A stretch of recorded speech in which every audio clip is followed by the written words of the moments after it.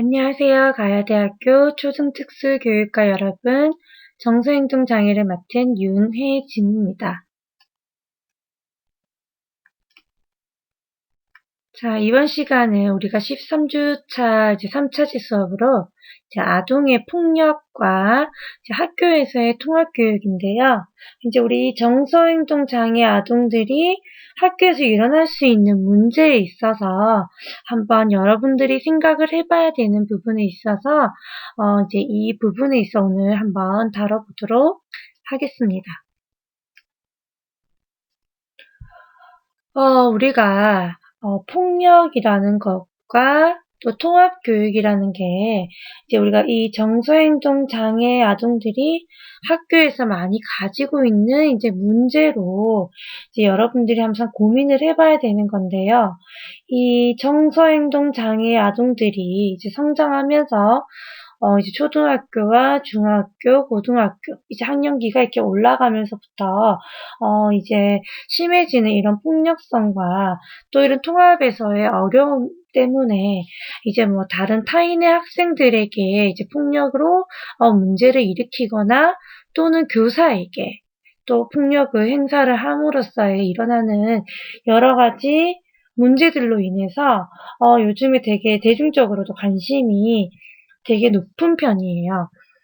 우리가 특수 학교에서 이제 근무를 하게 되면 이게 좀 심각한 중도 중복의 이제 이런 정서행동 장애 아동들과의 이런 아동들의 폭력인 문제로 선생님들께서 교사들이 이제 그 폭력의 이제 피해자가 됨으로써 이제 좀 크게 다치게 되고 또 그런 문제로 이제 한동안 교직을 떠나 있게 되고 이런 문제도 많이 생기고 있어요.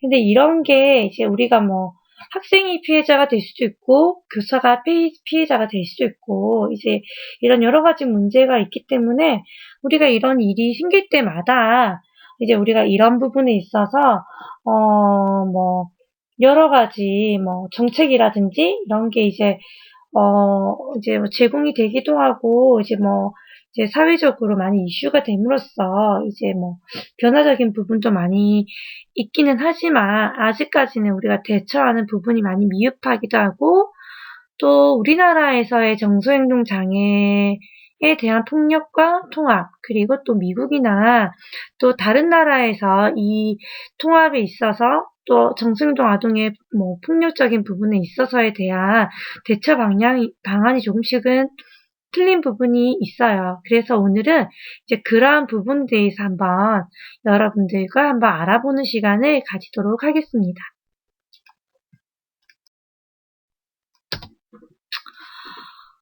사실 우리 이 장애 아동들이 폭력을 이제 당하는 피해자라고만 생각을 하지, 이제 그 폭력을 행사하는 가해자의 입장이 된다는 부분은 사실 크게 우리가 뉴스를 봐도 보기가 좀 힘든 부분이 많을 거예요.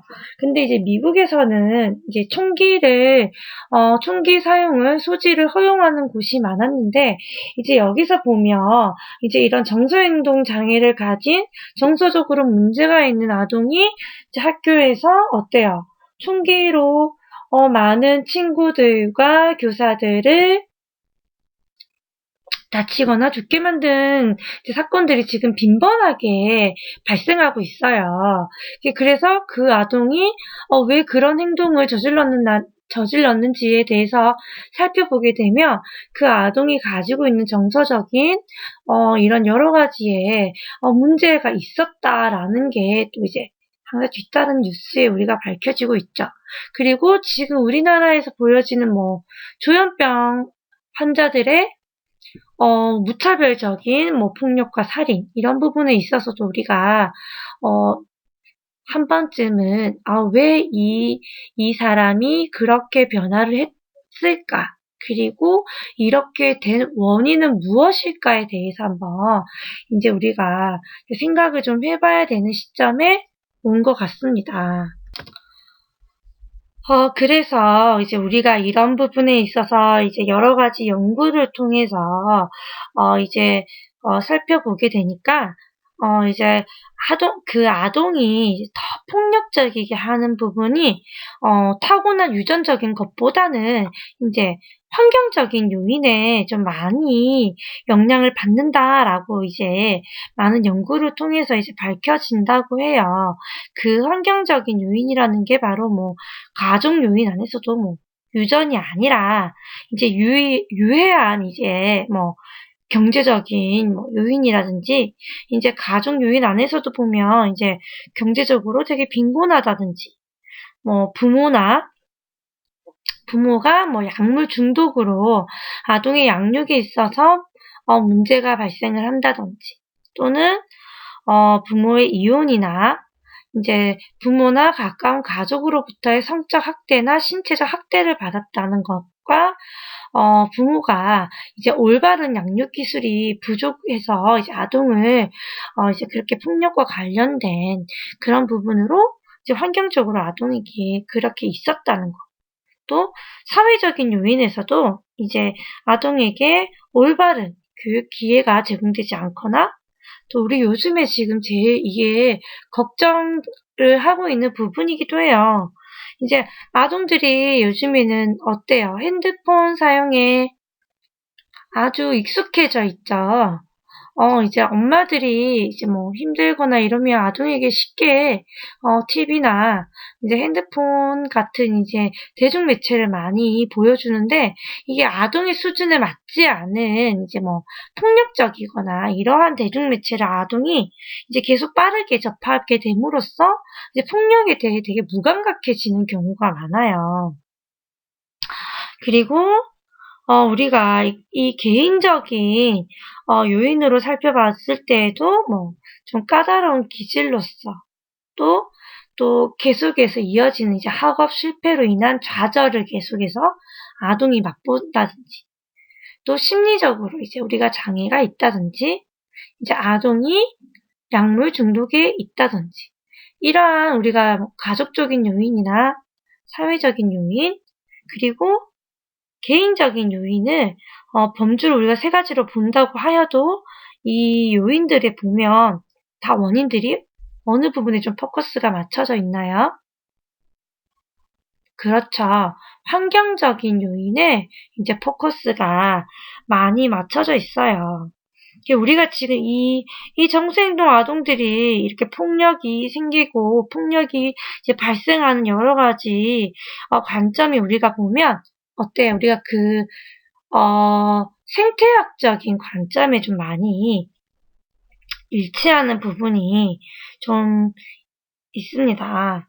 그래서 이제 우리가 그렇다면 이 아동이 유전적인 요인보다는 이렇게 환경적으로 아동을 조금 더 아동에게 이제 폭력적인 부분이 이제 더 원인을 많이 제공을 한다고 했을 때에, 이제 우리는 이 아동의 폭력에 대한 진단이나 치료 방법에 대한 부분에만 포커스를 맞추는 게 아니라, 이 아동을 둘러싸고 있는 환경적인 교류와 또 사회적인 요소도 이제 함께 봐야 된다라는 것으로 생각을 해야 되겠죠? 그래서 우리가 그러면 나타나는 아동에 대한 이 폭력을 어떻게 하면 예방을 할 수가 있고, 또 이 아동의 폭력 우리가 중재를 할 수 있느냐에 대해서 이제 좀 고민을 해봐야 돼요.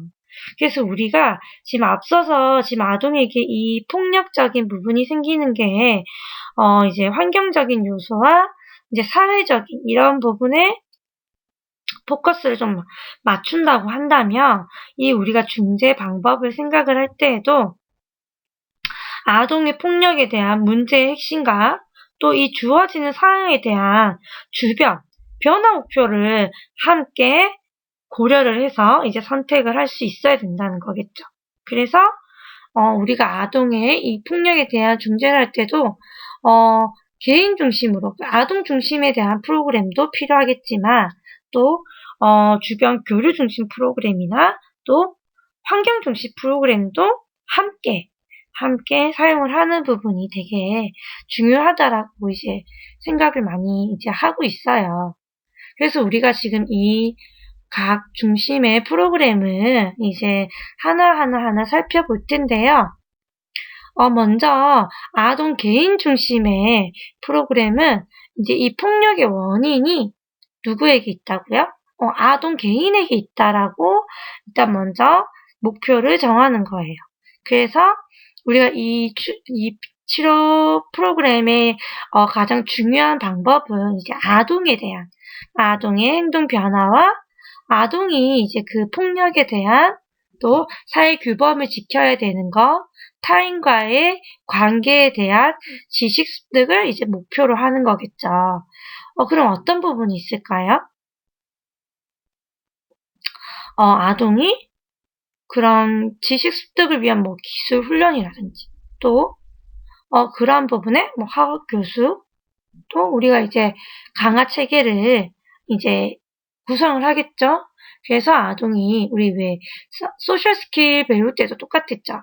이제 아동이 올바른 행동을 했을 때 부정적인 행동이 아닌 긍정적인 행동을 했을 때에 아동에게 주어지는 그런 강화 체계를 이제 성립하고 또 우리가 부적 강화를 같이 갈 수밖에 없어요. 왜냐면 잘못된 행동을 소거를 해야 되니까 그런 부분에서 이제 필요한 부적 강화나 벌 그리고 또 아동에 대한 뭐 자극이라든지 또 당연히 부모를 동반으로 같이 해야 되겠죠. 또 어떤 게 있을까요? 아동에 대한 상담 그리고 우리가 모델링을 한다고 했었죠. 항상 아동이, 이 정서행동 장애 아동들은 여러 가지 이런 사회적인 기술, 뭐 폭력에 대해서도, 행동에 대해서도 사실 많은 부분의 기술을 가르쳐야 되는데, 아동이 이론적으로, 학습을 하기가 어려워요. 그렇기 때문에 이게 모델링을 할 수 있는 그런 여러 가지의 조언자 프로그램이 있어야지만 아동이 더 쉽게 그 행동에 대해서, 그리고, 부정적인 그런 행동을 소거하는 데에 있어서, 그리고 우리가 단지 지금 소거를 하는데 포커스가 맞춰져 있는 게 아니에요. 그렇죠. 부정적인 행동을 어때요? 긍정적인 폭력 행동이 아닌 그 대신에서 자신의 의사 표현을, 그리고 타인과의 교류를 할 수 있는 방법을 알려줘야 되기 때문에 이런 행동에 대한 모델링 프로그램이 들어와야 된다는 거예요. 그렇다면 우리가 이제 교류 중심 프로그램은 어떤 걸까요? 이 아동과 사회의 교류 중심 프로그램 같은 경우에는 이제 이 폭력이라는 게 바로 사회적으로 되게 독특한 환경과 또 아동의 그런 사회의 독특한 특성이 결합해서 발생한다라고 이제 보는 거예요. 이제 그렇기 때문에 지금 그 아동이 처해 있는 환경이 어떤지 그 환경에서의 아동과 관계와 사회 안에서의 아동의 상호작용에서 이제 이 폭력이 발생을 하기 때문에 이 아동과 사회의 상호작용에 대한 부분을 이제 수정을 함으로써 아동의 폭력을 치료를 한다라고 이제 보고 있어요. 그러면 이 교류 중심 프로그램의 안에는 어떤 부분이 있을까요?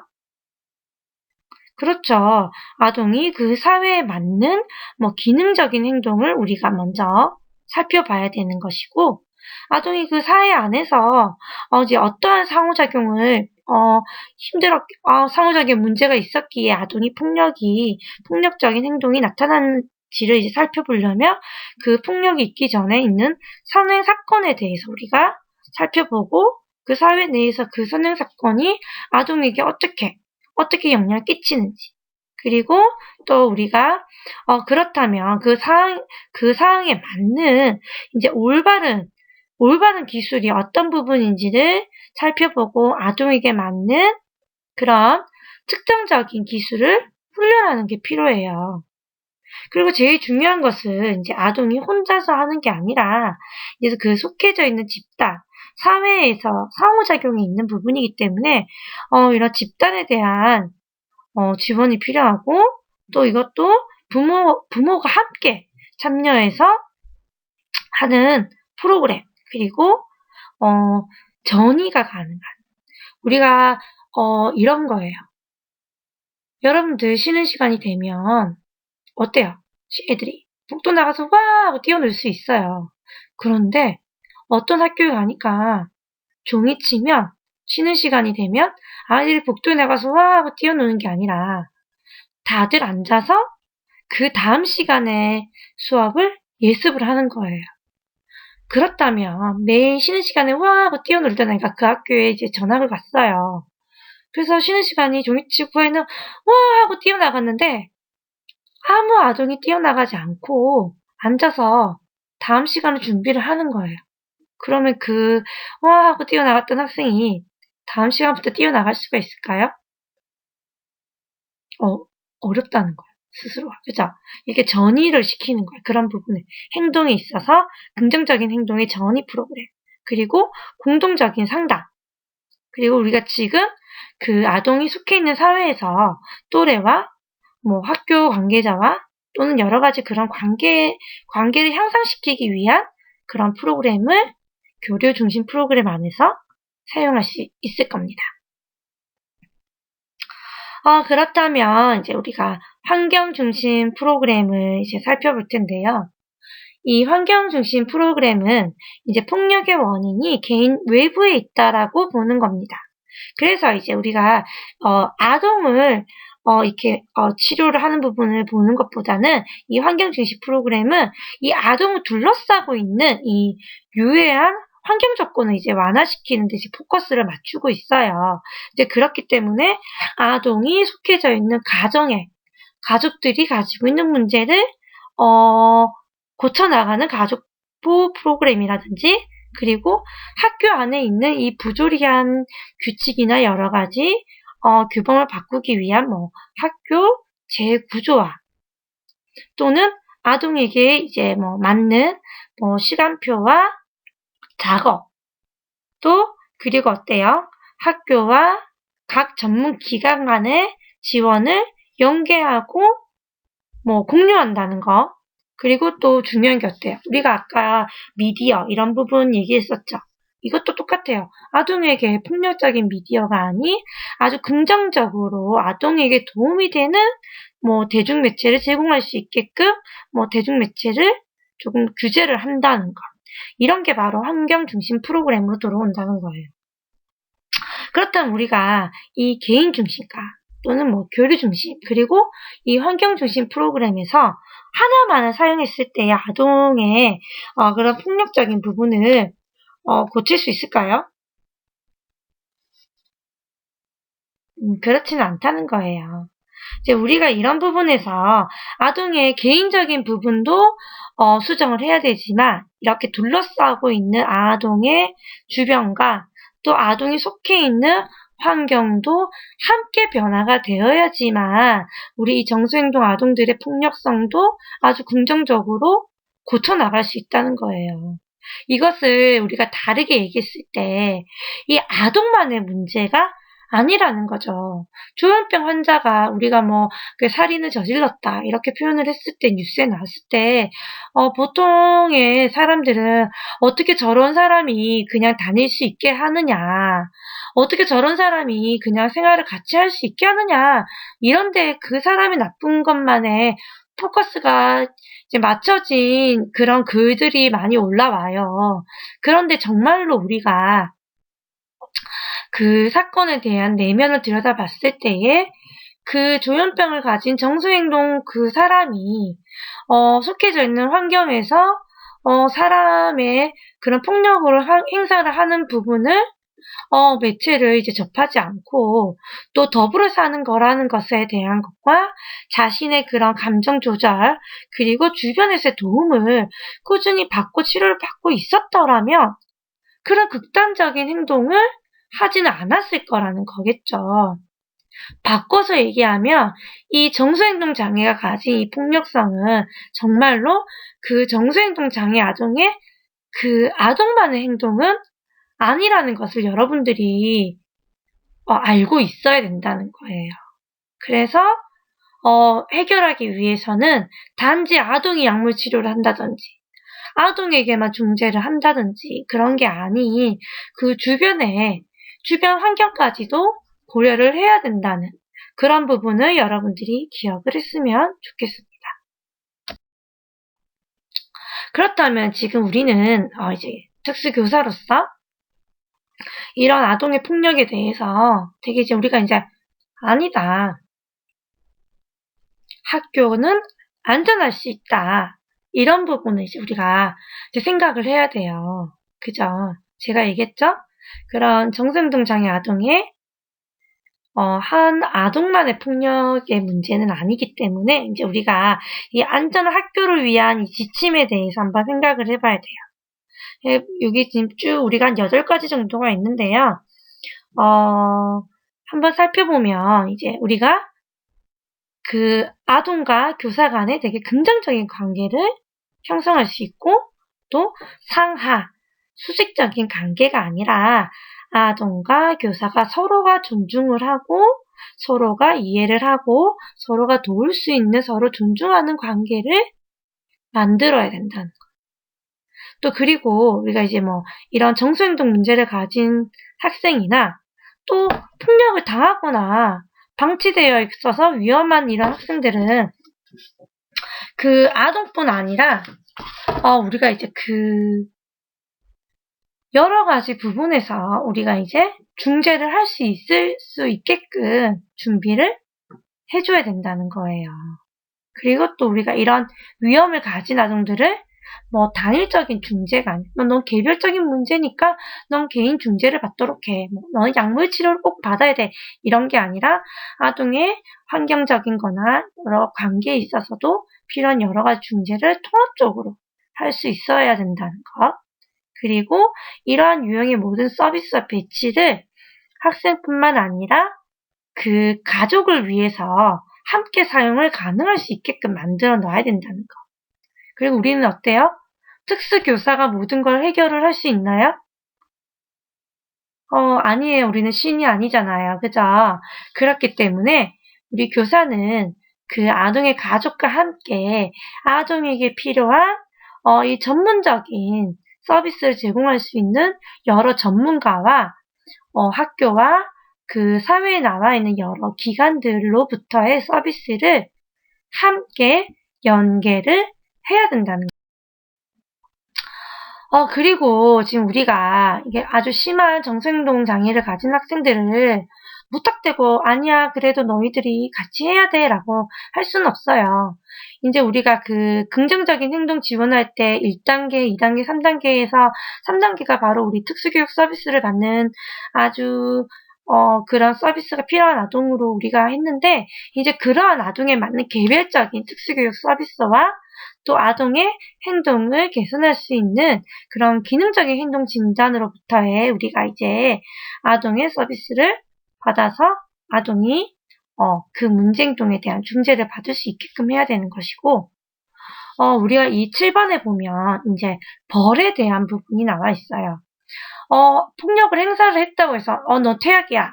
넌 이제 학교에 나오면 안 돼. 뭐 이렇게 우리가 극단적인 이런 부분이 오히려 더 정서행동 장애 아동의 폭력성을 키울 수도 있다는 거예요. 그렇다면 이 정서행동 장애의 아동들 같은 경우에는 어때요? 정서행동 장애라는 게 장애의 영역이죠. 그러면 이 아동이 이렇게 갖게 된 이런 폭력적인 부분에서도 아주 극단적인 벌이 아니라 아동에게 맞는 다른 징계 방법과 우리가 이런 예방을 사용할 수 있어야 된다는 거예요. 그리고 쉬쉬거리며 숨겨야 되는 건가요? 우리 학교에 이런 애가 있는데 소문나면 안 돼. 우리 학교가 이미지가 안 좋아질 거야. 이렇게 숨겨야 되는 걸까요? 아니에요. 이 아동의 문제는 여러 전문 기관과 함께 우리가 서비스를 제공받아야 되기 때문에 가족뿐만 아니라 이 아동이 속해 있는 기관 또는 병원 이런 여러 가지 부분에서 함께 정보를 공유를 하면서 아동의 그 폭력적인 기본적인 문제가 무엇인지 그리고 어디부터 중재를 해야 되는지, 그리고 어떻게 아동이 긍정적으로 변화할 수 있는지에 대해서 서로가 끊임없이 의논하고 평가를 할 수 있어야 된다는 겁니다. 그렇다면 우리가 이제 통합교육에 대해서 한번 살펴봐요. 우리가 이 정서행동 장애 아동들이 보통 보면 경계성급이 많아요. 지적장애도 아니고 또 그렇다고 해서 몸이 불편하지도 않고 행동에 문제가 있지만 장애 범주 안에 들어오기는 어렵고 그래서 이게 이 아동이 표준 교육과정을 사용해야 되고 기본 교육과정은 너무 수준이 맞지 않아요. 그렇다 보니까 통합이 되어야 되는데 문제행동이 심하니까 거부를 당하고 또 그리고 어때요? 그러므로 계속 소아정신과적으로 해서 뭐 약물치료나 이런 치료를 해야 되고 아동이 특수교육 대상자가 되기에도 또는 일반 아동에게 속하기도 여러 가지 부분에서 이제 불편한 게 많아서 사회적인 거부를 받거나 교육과정에서도 아동이 표준 교육과정도 아닌 기본 교육과정도 아닌 중도 탈락하게 되는 경우가 다른 이제 장애 영역보다 훨씬 더 확률적으로 높습니다. 그래서 우리가 이 정서행동 장애 아동의 통합교육에 있어서는 좀 더 많이 고민을 하고 생각을 해봐야 되는 부분 중 하나인 것 같아요. 물론 정서행동 장애 아동들 중에서 뭐 다른 중도 중복을 가진 경우도 있지만 그냥 일반적인 뭐 ADHD나 뭐 이런 뭐 우리가 말하는 품행장애나 이런 아동들이 보면 이제 지능에 있어서는 그렇지 않은 부분이 많아서 아동에게 아주 개별적인 기본 교육과정이 아닌 이제 표준 교육과정에 이제 일반 아동과 똑같은 교육을 해야 되는 경우는 많지만 그래도 이 아동이 분명한 거는 이런 교육적인 서비스가 필요한 아동 범주에 들어와 있다는 거예요. 그렇기 때문에 이제 우리가 이 아동들이 배우고자 하는 것이 무엇인지에 대해서 정확하게 우리가 결정을 할 수가 있어야 돼요. 그래서 이 아동이 이것을 학습하기 위해서는 완전 통합이 필요한 건지 아니면 소그룹의 통합이 필요한 건지 어떠한 부분의 개별적인 게 필요한 건지에 대해서 우리가 결정을 할 수 있어야 되고 또 아동이 우리가 이런 여러 가지 정서 행동적으로 이제 어려움을 가지고 있기 때문에 아동이 이런 교육적인 서비스를 받기 위해서 필요한 이제 교수적 수정이 무엇인지를 결정을 해야 된다는 거예요.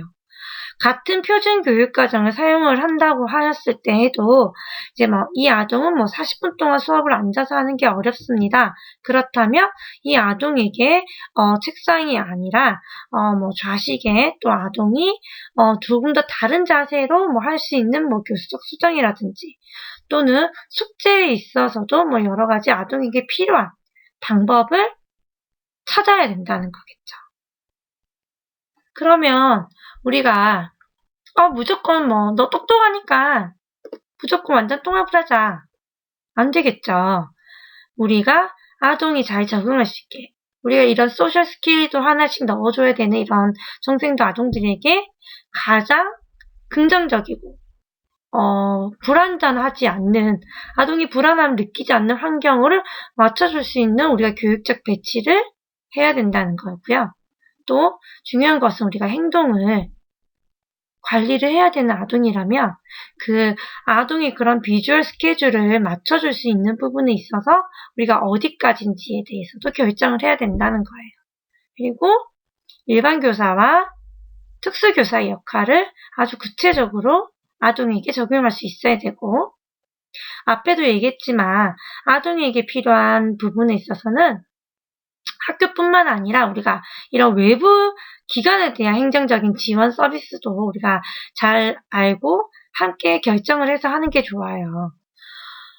이제 우리나라 같은 경우에는 이제 보통 특수학교의 특수교사와 활동 보조를 위한 실무원 또는 사회복무요원들이 있고 또 어때요? 치료 서비스로 언어치료나 감각치료나 뭐 놀이치료나 이런 치료적인 서비스는 들어오지만 또 우리가 정서행동적인 아동들에게는 또 그것뿐만 아니라 미국 같은 경우에는 행동치료 부분이죠. 전문가들, BCBA라든지 뭐 여러 가지 부분에 있어서 학교에 우리가 심리 전문가들이 이제 아동을 위한 지원 서비스가 들어오고 있어요. 그래서 이제 그 아동에게 필요한 서비스가 어떤 부분인지, 그리고 어디까지를 지원할 건지를 이제 우리가 결정을 한 다음에 통합교육에 또 들어갈 부분이 있겠죠. 그리고 중요한 것은 우리가 그 아동의 교육의 목표가 타당해야 된다는 거예요. 또 전체적으로 이 아동과 또는 그 가족과 또 그런 뭐 외부 기관과의 의사소통을 어떻게 할 건지, 그리고 아동을 위해서 또는 외부 기관과의 여러 가지 관계에 어떤 부분에 누가 어떻게 관리를 할 건지도 결정이 되어야 되고요. 이런 부분까지 우리가 본다는 것은 이건 정서행동장애 아동만 해통한 문제는 아니에요. 우리가 이제 특수교육을 하면서 이제 특수학교가 아닌 일반 초등학교에서 이제 배치되어 있는 아동들에게 특수학급에 대해서 어떻게, 또는 완통 애들에게 어떤 교육적 서비스, 부모에게는 어떤 서비스, 이런 부분에서 이제 여러분들이 이제 교사가 된다면 아주 우리는 다양한 배치를 아동에게 서비스를 제공을 해야 되는 부분에 있어서 어떻게, 얼마나 아동에게 적합한 서비스를 할 수 있느냐에 대해서도 이제 고민을 해봐야 하는 겁니다. 그렇다면 마지막으로 우리가 앞에 있었던 것들 중에요. 이제 우리가 이 정서행동장애 아동의 이제 뭐 여러 가지 지도법에 대한 기법이랑 이제 제가 설명들을 했었었는데요. 이제 이 문제에서 여러분들이 보고 이제 잘못된 게 하나 있어요. 보고 문제를 한번 풀어보고 이제 우리 13수차는 이것으로 수업을 마치도록 하겠습니다. 수고 많으셨고요. 감사합니다. 이제 13수차 여기서 수업 마치겠습니다.